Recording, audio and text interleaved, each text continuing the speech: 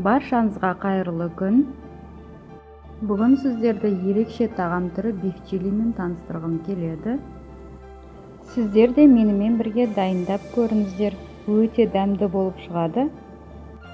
Ең алдымен етімізді видеодағыдай жіңішкелеп ұзынша етіп турап аламыз.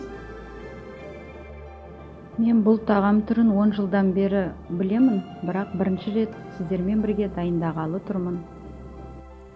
Сіздер де дайындап көріңіздер, өте ерекше, дәмді болып шығады.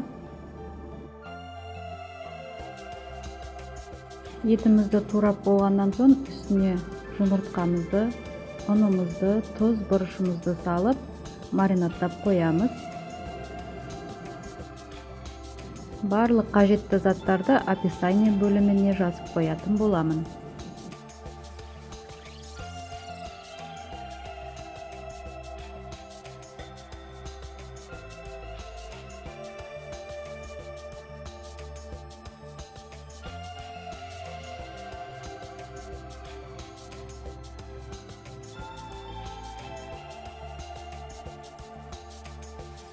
Дайын болған етімізді жарты сағатқа тоңазытқышқа қойып аламыз.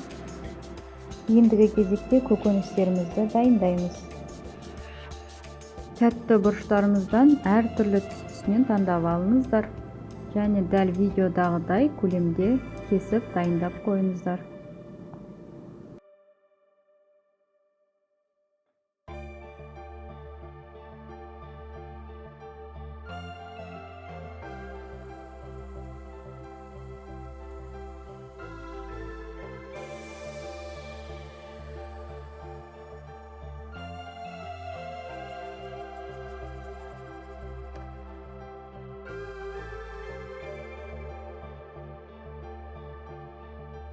Келесі кезекте жуамызды да дәл сондай көлемде турап аламыз.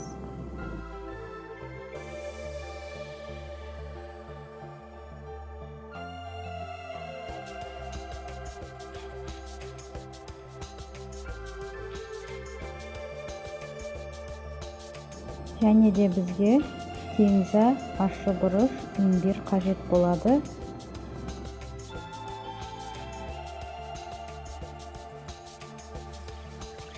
Имбиріміздің қабығын аршып, майдалап турап аламыз.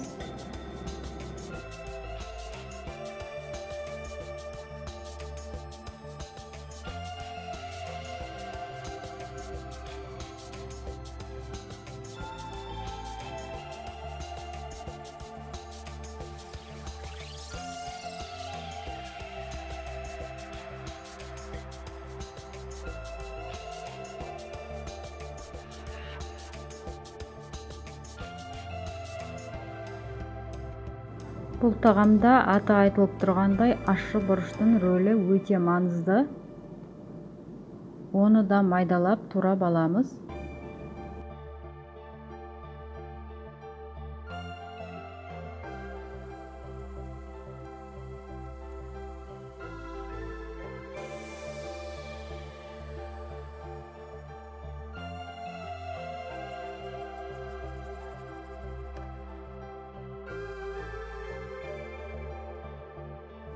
Тағамымызға ерекше дәм беріп тұратын кинзамызды да майдалап турап аламыз.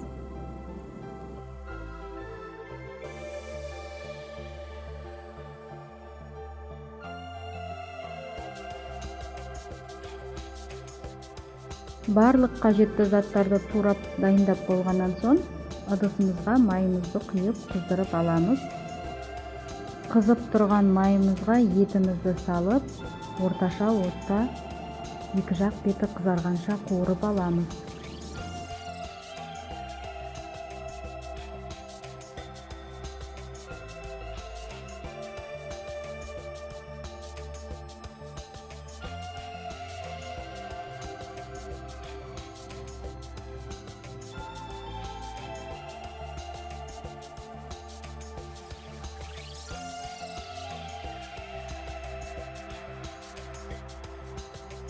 Мінекей әдемі болып қызарып пісіп шықты. Енді оны қоя тұрамыз да өзге басқа ыдысқа, шұңғыл ыдысымызға тағы да майды құйып, көкөністерімізді алма-кезек салып қуырып алатын боламыз.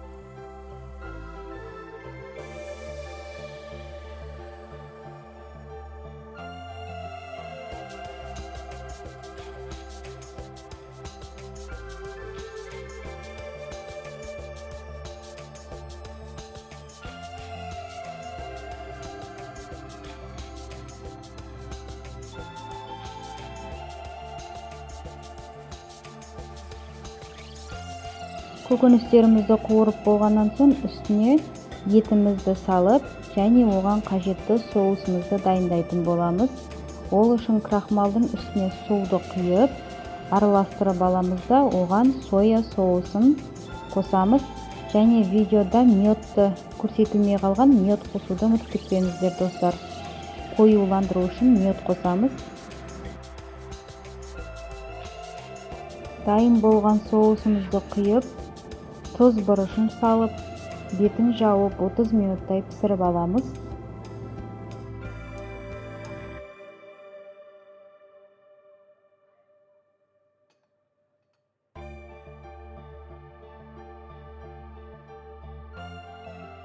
Тағамымызды әсемдеу үшін көк жуаны ұзынша етіп турап дайындап қоямыз. Ерекше тағамдардың рецептін жіберіп алмас үшін менің каналыма тіркелуді ұмытып кетпеңіздер. Мінекей дайын болды. Ас болсын баршаңызға.